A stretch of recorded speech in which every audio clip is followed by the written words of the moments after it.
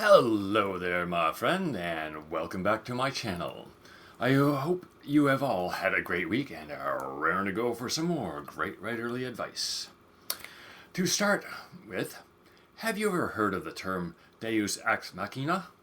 Well, in case you haven't, it's a plot device that started off in the ancient Greek theater and is translated literally to God from the machine. It was done back then with having characters getting into such a mess that only a god can save them from whatever they got themselves into. If you use this in their stories, your readers will likely want to throw your book, if not you, out the window. That is because it's a lazy and contrived way to resolve a story. So don't do it. But now, how to avoid it? I'm glad you asked.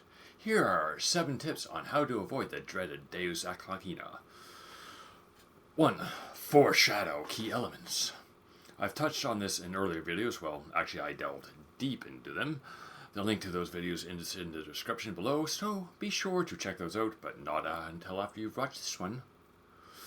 So let's say you're writing a crime story and the detective is trying to figure out who committed the crime. You use subtle hints at who the criminal is, and not just have it in a blinding flash of brilliance that the cop solves the crime. Or they have the right piece of evidence show up right when they need it without working for it. Or don't have them pray, and then an angel comes down and points the finger at the murderer. I hope it wasn't you. Anyway, number 2, character agency. Make your characters involved in solving the problem. Your characters should make choices that actively affect the outcome of the story, as opposed to walking around one day and then they just happen to, whoa, the murder weapon there. Or they lean against a wall and suddenly they find a secret passage to an underground lair. This because relying on random events weakens your narrative and just, well, angers your readers, and you don't want that. Number 3, internal consistency.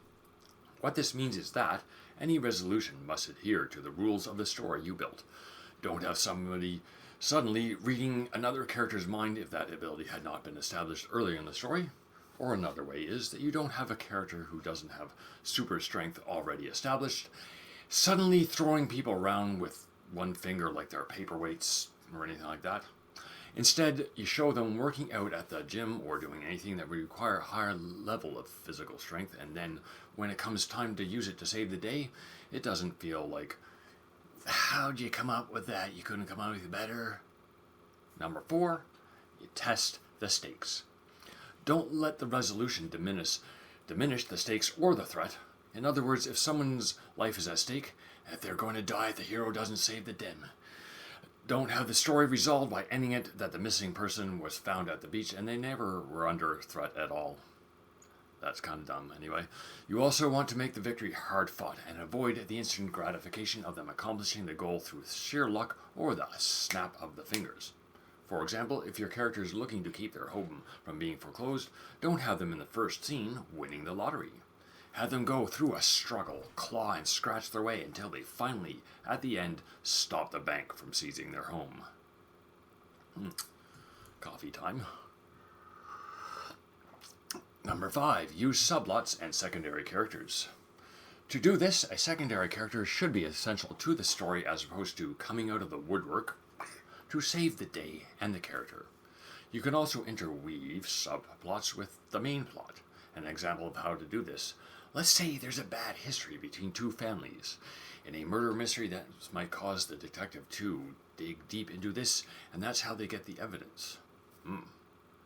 Number 6. You want your characters to have realistic flaws and your story to have realistic outcomes.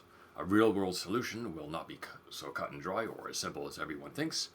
There's likely always going to be someone who's resentful of the outcome because maybe they might have felt they didn't get a fair shake.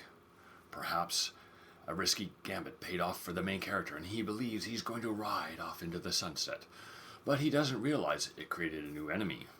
That could be the setup for the next book if you're writing a series. I've done that in book 3 of my Vigilante Justice series. Number 7. Incorporate themes. In your resolution, you could mirror the theme of your story. For example, if the theme is no one can go it alone in this world, Maybe the story problem is solved by two people helping each other out of the mess when previously they hated each other and just wanted to go it alone and do whatever they wanted. Anyway, so there you have it, my 7 tips on how to avoid a Deus Ex Machina. I hope you found the video helpful. If not, can you keep it a secret? And if so, smack that like button and subscribe to my channel. And if you are so inclined, subscribe to my newsletter where you will receive a free short story. The link is in the channel description above. And if you want other advice on foreshadowing, check out my video on that subject. Have a great day and week. So long. Just love my coffee.